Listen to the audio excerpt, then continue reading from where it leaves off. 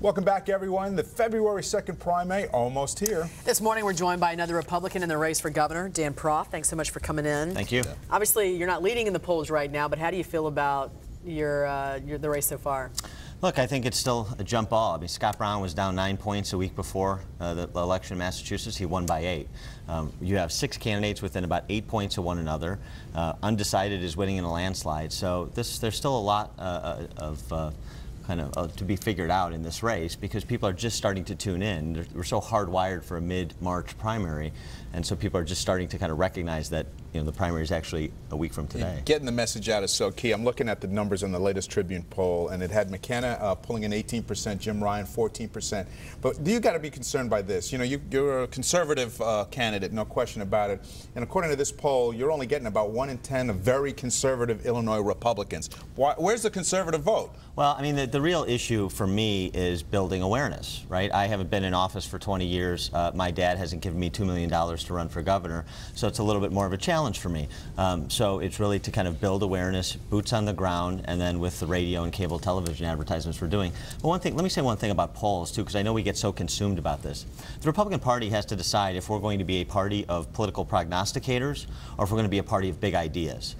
So the real challenge is for people to stop kind of rationalizing their own inaction by deciding what they think can or cannot happen and step up and start working for what they would like to see happen.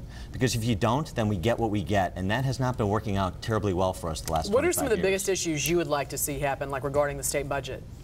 Well, I mean, the two parallel tracks that I would embark upon day one as governor, on the one on the financial side, tax cuts, structural tax cuts and statutory spending caps. You have to reduce the cost of doing business in the state. You have to reward work and investment if you'd like to see more of it.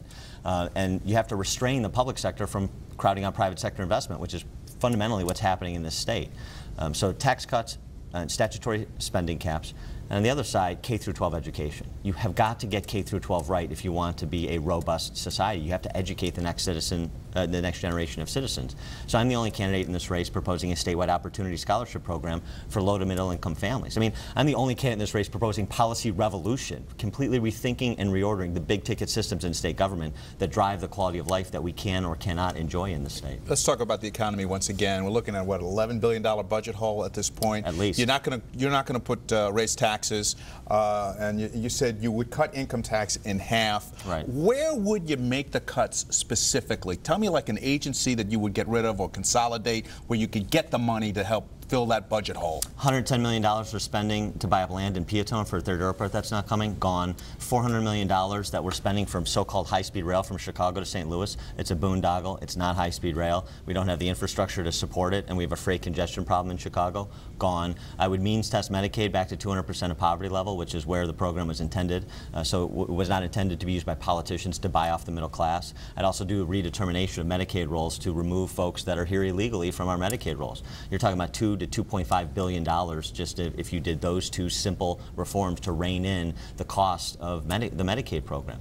And the other thing I've talked about, in addition to one-time spending cuts, repurpose the $8.8 billion in federal stimulus funds that we are scheduled to receive to use them on our priorities for Illinois, not D.C.'s priorities for Illinois, like paying unpaid state vendors and Medicaid bills. And then the last thing is, if you want to revolutionize state government, you need to decide what we should and should not be in the business of. I don't think we should be in the business of gambling. I think we run enough numbers games without trying to do it professionally. So what I have proposed is a sale or lease of the Illinois Lottery, which is an $8 to $10 billion asset and not a core mission of state government. So if you do those combination of things, you provide the short-term space you need to leverage medium-term system change and usher in economic growth by reducing the tax burden and restraining the public sector. So you would privatize the lottery, is what you're saying? Yeah, I would sell or lease it, that's right. All right, Dan, thanks so much for coming in. We really appreciate it. Thank you, I appreciate it.